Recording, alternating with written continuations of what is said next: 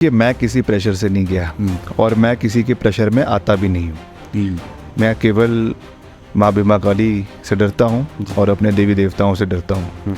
बाकी मैं किसी के प्रेशर में नहीं आता। जनता कह रही है कि कहीं विक्रमादित्य सिंह भारतीय जनता पार्टी की तरफ तो नहीं रुख कर रहे हैं। आज हम इस दफ्तर में बैठे हैं, इस मंत्री हैं, कल को शायद ना हो। हम वैवाहिक जीवन की बात करें, इस पर थोड़ा सा अगर आप रोशनी डालना चाहे कि क्या स्टेटस है, वो क्या हुआ था, ये क्या चीज़ें थी। एक ही आदमी है भाजपा में जिसका मैं फ़ैन हूँ। यदि आपको हाईकमान कहता है कि भाई आइए आपकी मंडी में ज़रूरत है, फिर क्या कहेंगे इस पर आप? मेरी दिली इच्छा बिल्कुल भी नहीं है। अगर मेरे से पूछा जाएगा तो मैं साफ मना केंद्रीय नेतृत्व को कर दूंगा कि मेरे को यहाँ रिस्पॉन्सिबिलिटी है और मैं उस पर काम कर रहा हूँ। मगर फिर भी विक्रमादित्य जी नाराज़ है पूरी। मैं कुछ और कह रहा हूँ। चर्चाएं रहनी चाहिए। ओके, चर्चाएं जो है वो सरकार के अंदर भी रहनी चाहिए। चाहे JVIT की बात करें या फिर औरों की बात करें। फ्रंट फुट पे खेलना तो मेरा हमेशा बचपन से शौक रहा है। पदों के पीछे भागना मेरी फितरत नहीं है। मार्च के फिर 31 दिन बचते हैं, कैसे 20,000 रोजगार दिए जाएंगे? चौके भी मारेंगे और छक्के भी मारेंगे। अब कैच आउट होते हैं कि नहीं होते हैं वो निर्णय तो जनता लेगी। जयराम जी बड़ी बड़ी बातें करते हैं, सरकार चलेगी, पूरी मजबूती से चलेगी। उसका राजनीतिक फ़ायदा लेने का एक पार्टी कोशिश कर रही है, मगर मैं फिर से उस बात को दोहरा रहा हूँ कि राम लल्ला सबके हैं।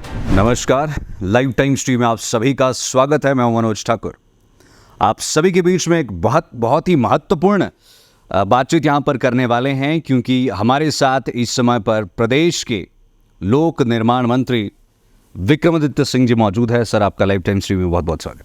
बहुत बहुत धन्यवाद आपका। सबसे पहले तो बात हम करेंगे, अभी अयोध्या से आपकी वापसी हुई है और अयोध्या मंदिर के उस कार्यक्रम में शिरकत करना, वहाँ पर पहुँचना, कैसी थी वो पूरी अनुभूति?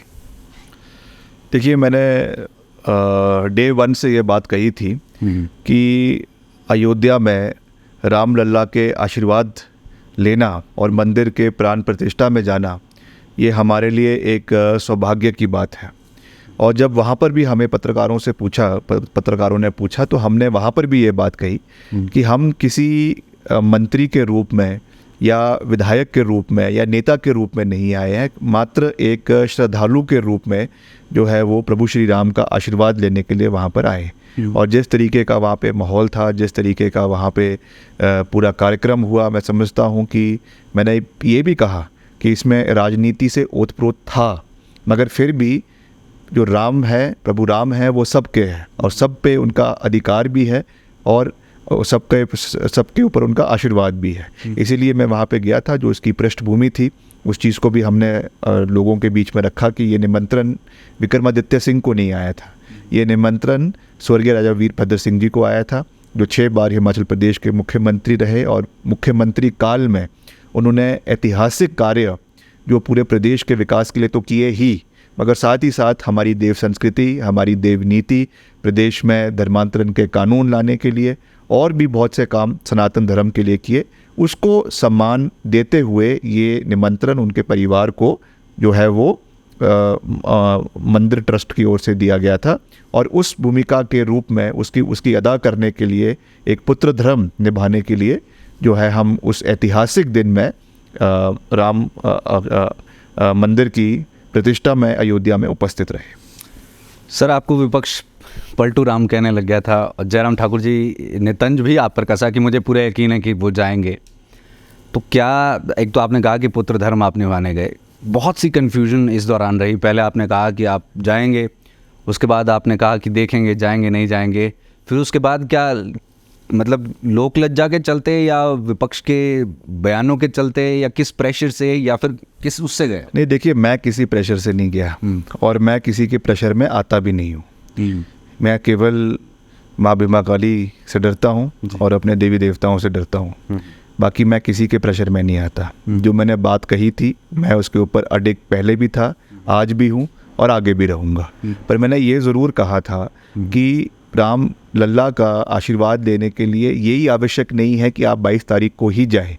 हम किसी और दिन भी जा सकते थे, मगर क्योंकि 22 तारीख की एक गरिमा थी और 22 तारीख का जो कार्यक्रम था वो एक ऐतिहासिक कार्यक्रम था। मैं फिर से दोहरा रहा हूँ कि राजनीति से ओतप्रोत था, इसमें कोई दो राय नहीं है। तो आपको उसका राजनीतिक फ़ायदा लेने का एक पार्टी कोशिश कर रही है।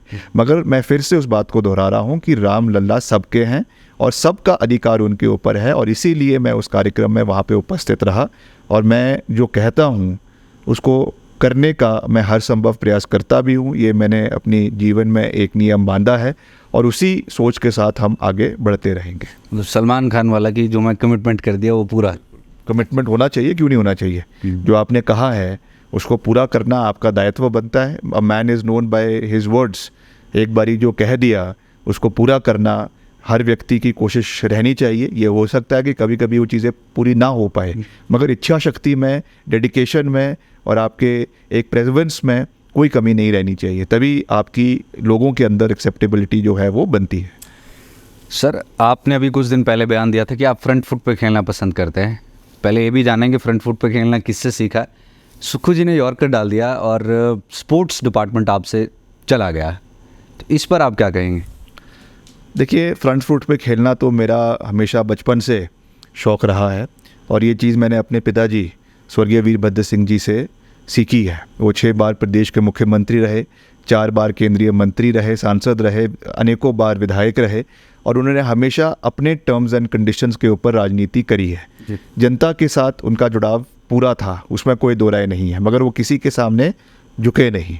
मैं समझता हूँ कि उनके दिखाए हुए रास्ते पे हम आगे चलेंगे, विनम्रता के साथ आगे चलेंगे। ऐसा नहीं है कि कोई अहंकार होना चाहिए, पूरी विनम्रता होनी चाहिए, मगर जहाँ तक जनता के मुद्दे हैं, उनकी बातें हैं, उसको पूरी मजबूती से आगे रखना ये हमारा दायित्व है। अगर हम उसको पूरा नहीं कर रहे हैं तो हम अपनी रिस्पॉन्सिबिलिटी जो हमको जनता ने दी है उसमें कहीं ना कहीं हम जो है वो फेल हो रहे हैं। और जहाँ तक मंत्रालय लेने की बात है या देने की बात है, मैंने पहले भी कहा कि इससे हमको फ़र्क नहीं पड़ता है, ये टेम्परेरी चीज़ें होती है। आज हम इस दफ्तर में बैठे हैं, इस मंत्री हैं, कल को शायद ना हो, इस सपने तो टूटे होंगे। कल को हम शायद ऑपोजिशन में हो या फिर से सरकार में आए या मंत्री ना हो, तो ये चीज़ें तो आती जाती रहती है, मोमेंटरी चीज़ें होती है। इस पे ज़्यादा इससे लोभ लालच नहीं होना चाहिए। ये होना चाहिए कि आपको जो पोस्ट मिली है, आपको जो रिस्पॉन्सिबिलिटी मिली है, उसका आप कितना उपयोग, सही उपयोग जो है वो जनता के लिए कर सकते हैं। That should be your ultimate aim. और PWD में हमने इस चीज़ को करके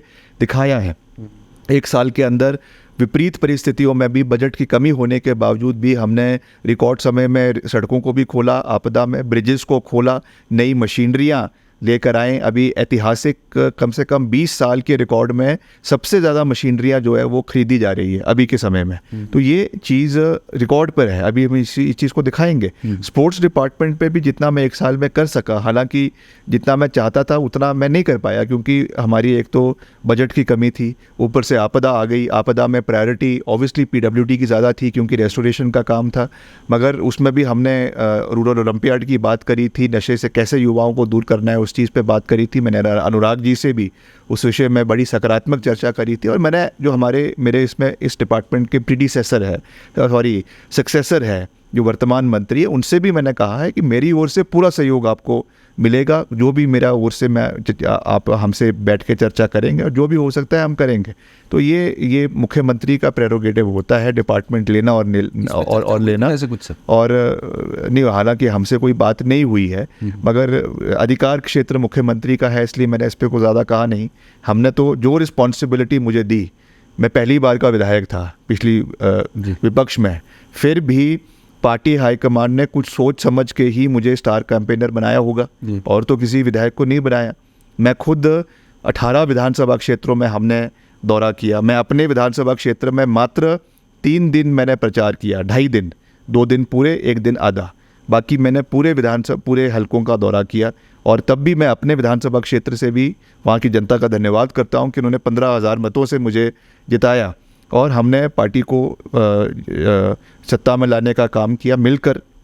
चाहे प्रतिभा सिंह जी थी, वो पार्टी अध्यक्षा थी, चाहे सुक्खू जी थे, उस समय कैंपेन कमेटी के अध्यक्ष थे और नेता प्रतिपक्ष थे। वो उस समय जो है वो उप मुख्यमंत्री थे, उस समय नेता प्रतिपक्ष थे। सब लोगों का कलेक्टिव एफर्ट रहा, पार्टी के कार्यकर्ताओं का कलेक्टिव एफर्ट रहा, हमारे इंचार्ज राजीव शुक्ला जी का कलेक्टिव एफर्ट रहा। तो हमने लड़ाई लड़ी है।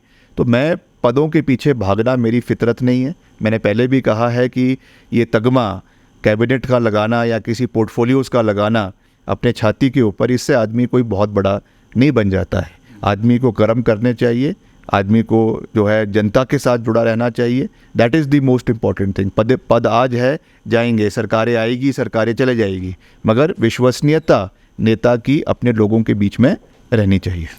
सर, अभी कुछ समय पहले आपने विश्व हिंदू परिषद की भी जो है वो खूब तारीफ़ करी, और आपको जो निमंत्रण आया था उस कॉन्टेक्स्ट में, और एक दो और यहाँ पर आरएसएस की भी तारीफ़ करी थी, और कई लोगों से भी आपका मिलना हुआ, तस्वीरें भी बीच में वायरल हुई। जनता कह रही है कि कहीं विक्रमादित्य सिंह भारतीय जनता पार्टी की तरफ तो नहीं रुख कर रहे हैं, मतलब दबी आवाज़ में ये कह रहे हैं कि ऐसा हो सकता है, यंग लीडर है और भाजपा भी चाहेगी कि वो आप उनकी टीम में जाए, तो इस पे क्या कहें? देखिए, मैं कांग्रेस पार्टी का कर्मठ कार्यकर्ता हूँ, और हमारा परिवार वो है, जब विपरीत परिस्थितियाँ थी, 1977 का दौर था, इमरजेंसी के बाद जो है कांग्रेस पार्टी के दफ्तर पे, शिमला में उस समय रिज के ऊपर दफ्तर हुआ करता था, उस पर ताले लग गए थे। उस समय वीरभद्र सिंह जी ने अपने घर से, वो पार्टी प्रेसिडेंट बने, और कांग्रेस आई, क्योंकि कांग्रेस का स्प्लिट हो गया था, कांग्रेस आई बनी, और कांग्रेस आई का प्रदेश अध्यक्ष वीरभद्र सिंह जी को बनाया गया। उन्होंने 2.5 साल तक अपने निजी आवास हॉली लॉज से प्रदेश कांग्रेस कमेटी को चलाया है। और उस समय कई लोग कहते थे कि ये तो खूनी पंजा है, और कई लोग उस समय पार्टी को छोड़ के डिफ़िकल्ट समय में चले गए, मगर हमारा परिवार पूरी मजबूती से कांग्रेस पार्टी के साथ खड़ा रहा, और यही सीख वीरभद्र सिंह जी ने मुझे दी है। मैं कांग्रेस पार्टी का कर्मठ कार्यकर्ता हूँ, सिपाही हूँ, और पूरी मजबूती से, चाहे अच्छे दिन हो चाहे बुरे दिन हो, मैं पार्टी के साथ खड़ा हूँ। ये तो अटकलें हैं, अटकलें बाज़ार में चली रहती है, कुछ चले रहता है। ये ज़रूर है कि जो और विचारधारा के लोग हैं, हम उनका भी मान सम्मान करते हैं। विश्व हिंदू परिषद है, आरएसएस है, ये मैंने उस दिन भी कहा कि हमारे वैचारिक मतभेद इनके साथ है, क्योंकि इनका जो दृष्टिकोण भारतवर्ष का है और जो हमारा दृष्टिकोण भारतवर्ष का है, हमारा नेहरूवियन सोच है, जो एक सेक्युलर डेमोक्रेसी और रिपब्लिक को देखते हैं, जिसमें सब जाति, सब धर्म, सब क्षेत्र बराबर है, इनका एक दूसरा दृष्टिकोण है। हम वैचारिक रूप से इनसे हम इनके जो है वो इनके साथ मतभेद हो सकते हैं, मगर संबंध तो अच्छे होने चाहिए, संबंध तो सबके साथ अच्छे होने चाहिए, और वही हम प्रयास करते हैं कि राजनीति में सब लोगों के साथ अच्छे संबंध रहे, उनसे भी समर्थन प्राप्त करें, उनके विचारों को भी जाने। तो उस तरीके से जैसे मेरे पिताजी काम करते थे, वो भी, उनके भी हमेशा सब लोगों के साथ मधुर संबंध थे, तो हम भी उन्हीं के दिखाए हुए रास्ते पर आगे चलने का प्रयास कर रहे हैं। तो अभी आप 150 करोड़ से ज़्यादा की स्वीकृतियाँ लेकर के आए, ये इसी संबंध के चलते हैं? नहीं, देखिए, मैंने तो विधानसभा में भी कहा कि मैं एक बंदे का, एक ही आदमी है भाजपा में जिसका मैं फ़ैन हूँ, क्या माना? और वो नितिन गडकरी जी है। आपके चैनल पे भी कह रहा हूँ, और मैंने विधानसभा के अंदर इस बात को कहा है, और आज भी कह रहा हूँ कि वो अच्छा काम कर रहे हैं, तो उनका समर्थन करना चाहिए। और मैंने कल भी जब मैं उनसे मिला, तो मैंने उनको कहा इस बात का कि मैं एक ही कांग्रेसी होगा हिमाचल में जो आपकी प्रशंसा करता है, बुरी प्रशंसा करता है काम के ऊपर। तो उन्होंने, वो भी अच्छे खुश हुए। तो उन्होंने कहा कि हमने उनसे बात करी कि आप पीछे आए थे, कुल्लू मनाली आए थे, और आपने एक घोषणाएं करी थी, उसमें से कुछ सहयोग अभी तक हमको एनएच के लिए, और एनएच से जो लगती हुई हमारी सड़कें हैं उनके लिए अभी तक नहीं आया है। तो उन्होंने तुरंत उसके लिए 152 करोड़ रुपए देने की बात करी, और उसकी स्वीकृति अगले 2-3 दिन के अंदर आ जाएगी। तो उसके लिए मैं केंद्र सरकार का धन्यवाद करता हूँ, गडकरी जी का धन्यवाद करता हूँ। और जब भी मैं दिल्ली जाता हूँ, उनसे मिलता हूँ, तो बड़े अच्छे तरीके से वो मिलते हैं। हालांकि मेरे से तो उम्र में बहुत बड़े हैं, मगर पूरा मान सम्मान देते हैं और वो करते हैं। तो संबंध, जैसे मैंने कहा, वो तो सबके साथ होने चाहिए। जहाँ तक लड़ाई लड़ने की बात है, तो हम लड़ाई लड़ेंगे, उसमें कोई दो राय नहीं है, मगर संबंध सब लोगों के साथ अच्छे होने चाहिए। राजनीति का यही एक मज़ा होता है। क्या बात, बहुत बढ़िया, पॉजिटिव इसे हम एस्पेक्ट कह सकते हैं। आपने कहा आप कांग्रेस के पक्के सिपाही हैं। अब माहौल धीरे धीरे गर्म होने लगा है लोकसभा चुनावों को लेकर के, तो उसमें भी अब बात जब आती है मंडी सीट को लेकर के, तो अब कहीं ना कहीं एक तो प्रतिभा जी का नाम तो है ही, लेकिन दूसरा जो प्रबल नाम यहाँ पर निकल करके सामने आ रहा है, ऐसा लग रहा है कि विक्रमादित्य सिंह जी को यदि लड़ाया जाए तो शायद हम जीत जाएंगे और बढ़िया मार्जिन रहेगा, सारी चीज़ें इसमें रहेंगी। क्या आप अपना यहाँ से मंत्री पद, विधायकी, इन सब को त्याग करके, यदि आपको हाईकमान कहता है कि भाई आइए आपकी मंडी में ज़रूरत है, फिर क्या कहेंगे इस पर आप? देखिए, इसमें बात बिल्कुल स्पष्ट है। पहली बात तो शिमला ग्रामीण के लोगों ने मुझे बहुत अभिलाषा के साथ, बहुत महत्वाकांक्षाओं के साथ जो है इतना बड़ा मार्जिन दिया है, 15,000 के मार्जिन के साथ जिताकर भेजा है। जब मैं पहली बार विधायक बना था तो करीबन 3,500 मतों से जीता था। तो कुछ तो उन्होंने अच्छा देखा होगा कि इस मार्जिन को 3 गुना बढ़ाकर 15,000 पे पहुंचाया। तो मैं उनके साथ, उनकी महत्वाकांक्षाओं के साथ जो है मैं फरेब नहीं कर सकता हूँ। वहाँ के काम को करना ये मेरी प्राथमिकता है, नंबर 1। और दूसरी बात, जो मुझे एक जिम्मेवारी सरकार के अंदर दी गई है उसका भी हम निर्वहन करने का पूरा प्रयास कर रहे हैं। मैं ये नहीं कहूँगा कि मैं पूरे तरीके से सफल हुआ हूँ, कमियां भी रही है और मैं कमियों को अक्सर आपने देखा होगा सोशल मीडिया के माध्यम से हम जानते भी हैं लोगों से कि क्या कमियां हैं, कैसे उनको पूरा किया जाए, तो उसको हम कर भी रहे हैं। तो मैं वर्तमान अपनी जो मेरी रिस्पॉन्सिबिलिटी मुझे दी है सरकार में और विधायक के रूप में, उसका पूरी मजबूती से निर्वहन करने का प्रयास कर रहा हूँ। मगर फिर भी जैसा मैंने कहा कि कांग्रेस पार्टी सुप्रीम है और कांग्रेस पार्टी का हाईकमांड का जो भी निर्णय होगा पार्टी इंटरेस्ट में, उससे कभी हम पीछे नहीं हटे हैं। ये बात फिर से वही आ गई कि हम फ्रंट फुट पे बैटिंग करते हैं। आपकी दिली तो इच्छा नहीं? मेरी दिली इच्छा बिल्कुल भी नहीं है। अगर मेरे से पूछा जाएगा तो मैं साफ मना केंद्रीय नेतृत्व को कर दूंगा कि मेरे को यहाँ रिस्पॉन्सिबिलिटी है और मैं उस पर काम कर रहा हूँ।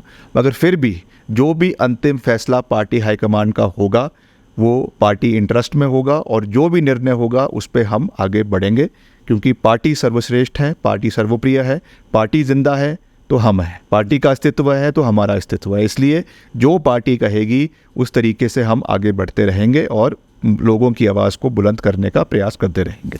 आपका ज़्यादा समय न लेते हुए 1-2 और प्रश्न लेना चाहेंगे सर। एक तो सरकार के कॉन्टेक्स्ट में बेरोज़गारों की अगर हम बात करें, खासे नाराज़ इस समय पर नज़र आ रहे हैं और उनका ये कहना है कि जब हम मंत्रियों से मिलने जाते हैं तो वो मिसबिहेव करते हैं।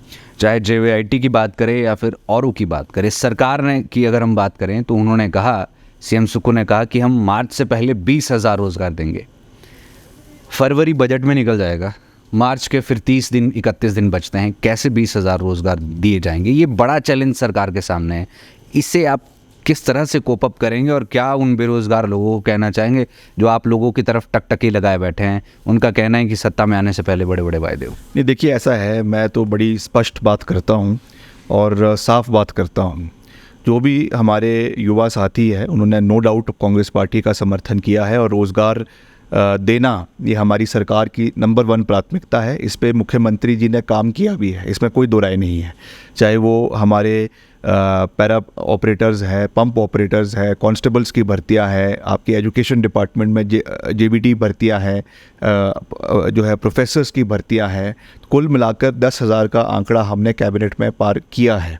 ये ज़रूर है कि उसका जो प्रोसेस है उसमें समय लगेगा और आने वाले समय में ये रोज़गार मिलेगा। इसके साथ साथ जो सेल्फ एम्प्लॉयमेंट का एम्फेसिस मुख्यमंत्री जी ने बहुत मजबूती से ले किया है, चाहे वो आपका सोलर पावर जनरेशन है उसमें सब्सिडी 50% देने की बात रखी है, वैसे ही इलेक्ट्रॉनिक गाड़ियों में सब्सिडी देने के लिए 50% की बात करी है और 680 करोड़ रुपए का बजट भी इसके लिए दिया है। ये भी हमको ये भी देखना है कि केवल हमको सरकारी नौकरी के पीछे नहीं भागना है।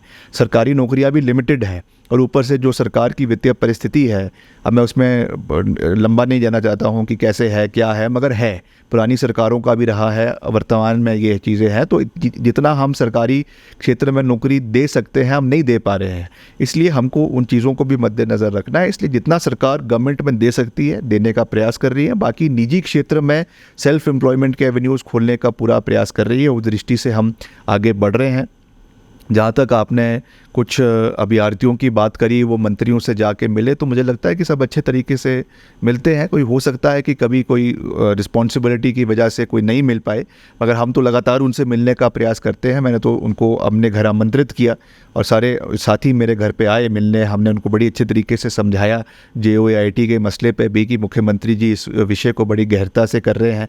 उसमें कुछ ऐसे इश्यूज़ थे जो अभी उसमें आपके पुलिस इन्वेस्टिगेशन के उसमें थे, विजिलेंस के दायरे में थे, उसकी वजह से नहीं हो पा रहा था, मगर फिर भी अगली कैबिनेट में, क्योंकि जिस दिन ये कैबिनेट में मसला आया था उस दिन मैं कैबिनेट में उपस्थित नहीं था, मगर मैंने उनको पूरा विश्वास दिया है कि अगली कैबिनेट में ये मसला आएगा भी और इसको पूरी मजबूती से मैं मुख्यमंत्री जी के समक्ष रखूँगा। अपने जो हमारे सहयोगी है उनसे भी निवेदन करेंगे, अगर किसी के कोई इसमें रिजर्वेशंस थी किसी माननीय मंत्रियों की, उनके लिए भी हम उनसे भी बात करेंगे और उसको हटाने का कोशिश करेंगे, एक समन्वय स्थिति बनाएंगे ताकि इन युवाओं के भविष्य को हम सुरक्षित कर सकें।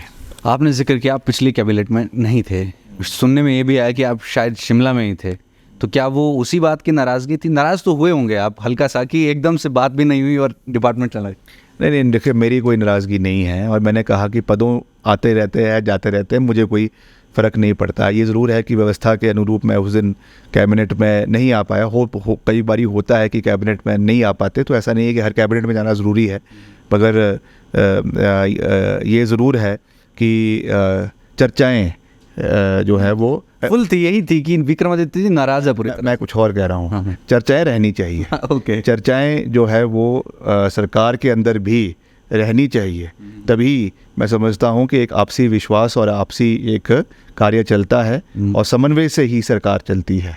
तो ये एक फैक्ट है और इस पे हमें अगर कुछ कमियां हैं तो उन कमियों को दूर करना है ताकि आपस में एक कोऑर्डिनेशन अच्छा रहे और हिमाचल को के लिए जो हमारा विज़न है उसको हम पूरा करें।